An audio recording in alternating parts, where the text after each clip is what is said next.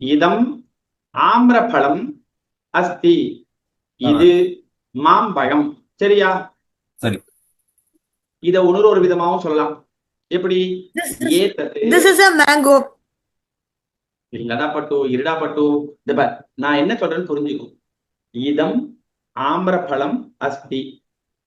இது மாம்பழம். This is a mango fruit. நீ சொன்னதை ஒத்துட்டேன். இதே சென்டென்ஸ ஒரு விதமாவும் சொல்லலாம் சான்ஸ்கிரிட்லயே. அதுதான் கீழே கொடுத்துருக்கேன். ஏதது ஆம்ரபலம் அஸ்தி. சரியா? இதம்னு போட்டுக்கலாம், ஏதத்துன்னு போட்டுக்கலாம். இதம் அப்படின்னா இது, ஏதத் அப்படின்னா இது. சரியா? புரியுதா?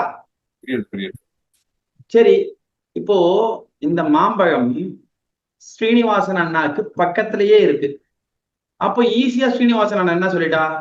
என் பக்கத்திலேயே இருக்கு, ஏதது ஆம்பரப்பழம் அஸ்தி அப்படின்னு சொல்லிட்டான். சரியா? ஆனா இப்போ மாம்பழம் ஸ்ரீனிவாசன் அண்ணா பக்கத்துல இல்ல, ஒரு 5 அடி தூரத்துல தள்ளி இருக்கு. அப்போ ஸ்ரீனிவாசன் அண்ணா இந்த 2 சென்டென்ஸ சொன்னா அதை ஒத்துக்கலாமா, இல்ல அதுக்கு வேற ஏதோ ஒரு சென்டென்ஸ் இருக்கா?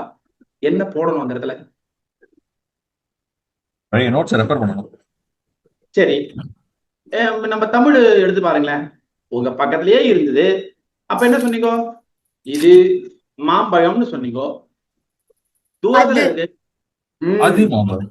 அது மாம்பழம்னு சொல்லுவீங்களா இல்லையா தமிழ்ல?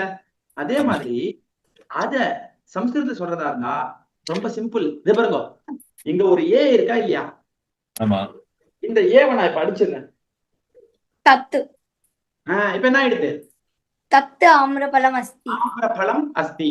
அப்போ இதம் ஆம்ரபலம் அஸ்தி அப்படின்னா இது மாம்பழம். தத் ஆம்ரபலம் அஸ்தி அப்படின்னா அது மாம்பழம். சரியா? இந்த 2 சென்டென்ஸையும் வந்து காப்பி பண்ணிக்கலாம். நான் போட்டோ எடுத்து இதுக்கும் அனுப்பிச்சுறேன், குரூப்ல அனுப்பிச்சுறேன். சரியா? சொல்லுங்க சாமி. சொல்றேன், திருப்பி ஒரு தடவை சொல்றேன், தப்பில்ல. உங்களுக்கு புரியலன்னா சங்கோச்சப்பட வேண்டாம், திருப்பி கேளுங்க. இது பாருங்க, ஆம்ரபழம்னா வந்து மேங்கோ தானே சுவாமி? ஆமாப்பா, ஆம்பரப்பழம்னா மேங்கோ தான். நல்லா சொன்னேன், நல்லா புரிஞ்சுக்கோங்க. இதம் தத் 2 வார்த்தை எடுத்துக்கோங்க. சரி. இதம், இதம் இது, தத் அது. இந்த வித்தியாசத்தை புரிஞ்சுட்டீங்களா? புரிஞ்சுது.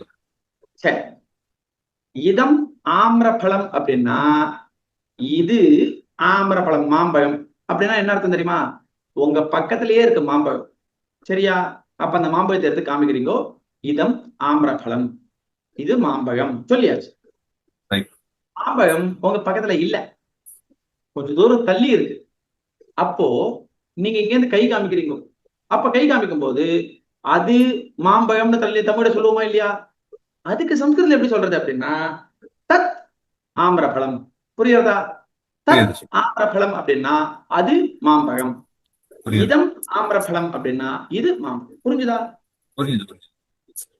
சரி, அனுராதா அம்மா, ரோகிணி கண்ணன் அம்மா, வெங்கடாச்சலம் சுவாமி, அடுத்தது விஜயலட்சுமி அம்மா, இந்த கான்செப்ட் புரிஞ்சுதா?